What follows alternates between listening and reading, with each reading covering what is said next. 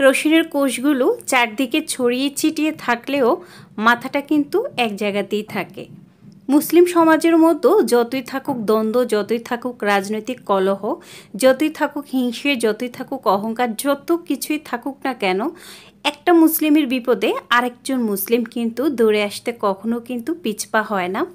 সেটা দুদিন আগের মার্চ ফর গাজা বাংলাদেশে হয়ে যাওয়া এই অনুষ্ঠানের মধ্য দিয়ে সারা বিশ্ব আবারও প্রমাণ পেয়েছে যে মুসলিম সমাজ কখনোই কিন্তু তাদের বিপদে তারা সরে থাকে না, তারা কিন্তু একে অপরের প্রতি প্রাণ দিতেও প্রস্তুত। আসসালামু আলাইকুম এভরিওয়ান, সবাইকে জানাই নতুন বৎসরের অনেক অনেক শুভেচ্ছা, শুভ নববর্ষ। আজকে আপনাদের সাথে কিচেন অ্যান্ড ডেইলি ব্লগস থেকে আছি আমি এমটি লিজা। কিসের এত রক্তপাত, কিসেরই বা এত হিংসে, কিসের এত বিদ্বেষ, কিসেরই বা এত ক্ষমতার লোভ? দুদিনের তো দুনিয়া, তাই না? দুদিন পর সবাইকেই চলে যেতে হবে। কেনই বা এত লোভ, কেনই বা এত কিছু জানি না। দৈনিক কেন হবে এত রক্তপাত? এত সুন্দর পৃথিবী আল্লাহ তাআলা আমাদেরকে দান করেছেন, কত সুন্দর প্রকৃতি, কত সুন্দর অপরূপ সৃষ্টি আল্লাহ তাআলার।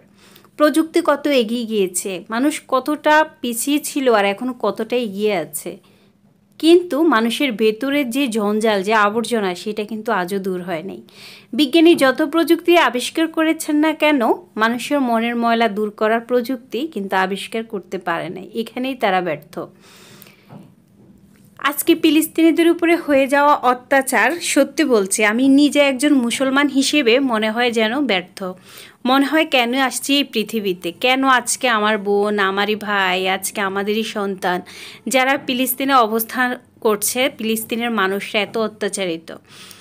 ছি ছি ছি, নিজের প্রতি এত ধিক্কার লাগে, মনে হয় যে মানুষ হিসেবে আমাদের লজ্জা পাওয়া উচিত যে আমরা ওই মানুষগুলোকে বাঁচাতে পারছি না। আল্লাহর দরবারে একটাই প্রার্থনা, মৃত্যুর পূর্বে যেন আল্লাহর পথে শহীদ হতে পারি, যেন আল্লাহর পথে একটা জিহাদে হলেও অংশগ্রহণ করতে পারি, এটুকুই আল্লাহর দরবারে চাই।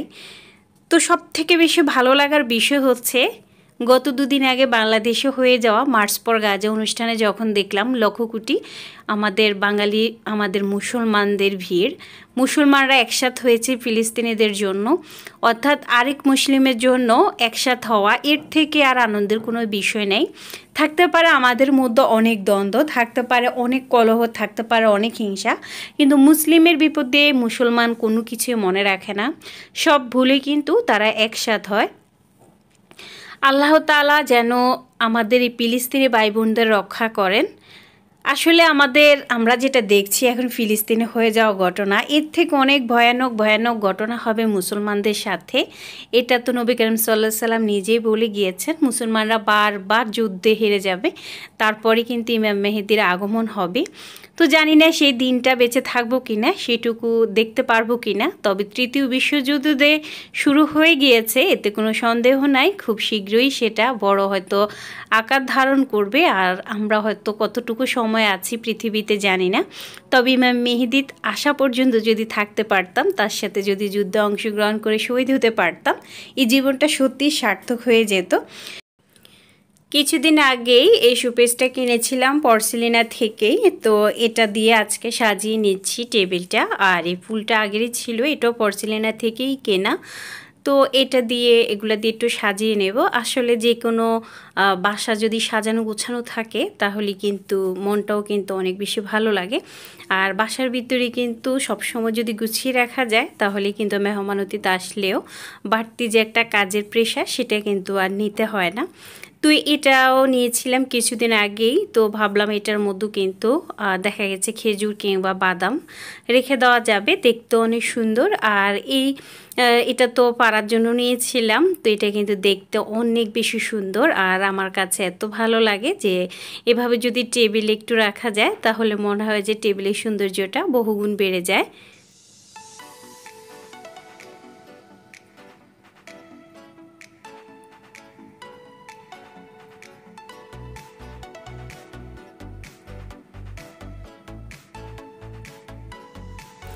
টেবিল ডেকোরেশনটা কেমন হয়েছে অবশ্যই কিন্তু জানাতে ভুলবেন না।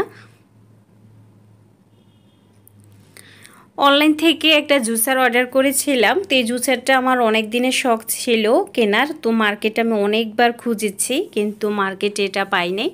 আর অনলাইন থেকে আসলে কোনো কিছু কিনতে আমার ইচ্ছে করে না, কারণ বেশিরভাগ জিনিসগুলো কিনে কিন্তু আমি ঠকে গিয়েছি। কিন্তু আমি মার্কেট থেকে দেখে শুনে যা কিনেছি সবগুলো ভালো প্রোডাক্ট ছিল। তো এই জুসারটা পরেও অর্ডার দিয়েছিলাম ওই দিন। তো দেখতেও সুন্দর, আর বিশেষ করে এটা যেহেতু চার্জ দিয়ে ব্যবহার করা যায় সেজন্যই আমি খুব বেশি আগ্রহ করে কিনেছি। যেহেতু গরমের কাল, বিশেষ করে সবসময় বিদ্যুৎ থাকে না। তো দেখা গেছে ফারা স্কুল থেকে আসলে একটু জুস করে দিতে হয়, বা একটু শরবত বা একটু লাচ্ছি, আপনাদের ভাইয়া আসলে একটু লাচ্ছি বা একটু শরবত দিতে হয়। তো সেই ক্ষেত্রে দেখা গেছে বিদ্যুৎ না থাকলে তো একটা বড় ঝামেলা হয়ে যায়। তো সেই জন্যই এটা কিনেছিলাম। আজকে সকালে আমি খুব বেশি কিছু খাই নাই, একটুখানি সাবুদানার পায়েস খেয়েছিলাম আর একটুখানি শরবত। আর এখন দুপুরের বেলার জন্য রান্না করে নেব এখানে খিচুড়ি আর গরু মাংস ভুনা।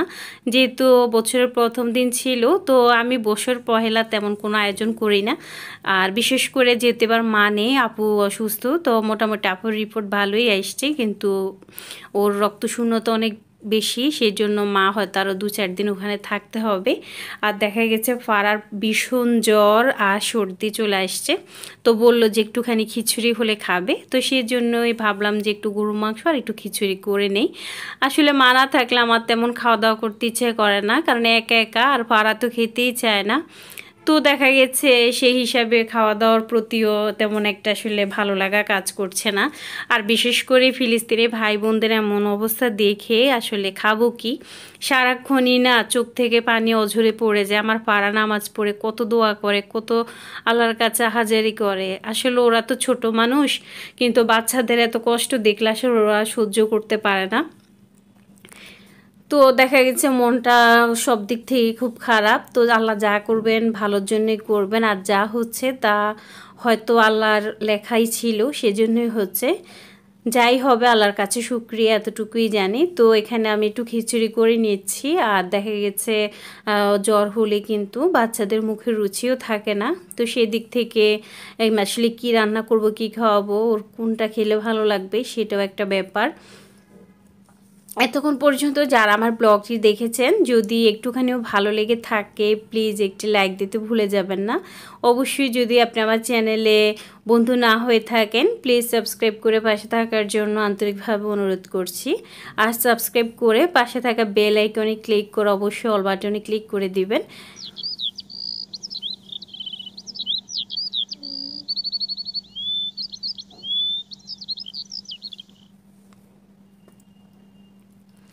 আল্লাহ আমাদের সকলের জীবনে সুখ শান্তি ফিরিয়ে দিক এবং পৃথিবীটাকে আল্লাহ সুন্দর করে তুলুক, আমাদের সমস্ত অশান্তিগুলো দূর করে দিক, আমাদেরকে বেঁচে থাকার তৌফিক দান করুন। সবাই ভালো থাকবেন, সুস্থ থাকবেন। আল্লাহ আপনাদের সবাইকে সমস্ত বিপদের হাত থেকে রক্ষা করুক। ফিলিস্তিনি ভাই বোনদের জীবনে আল্লাহ শান্তি ফিরিয়ে দিক, এই কামনায় আজকের মতো বিদায় নেব। আল্লাহ হাফেজ।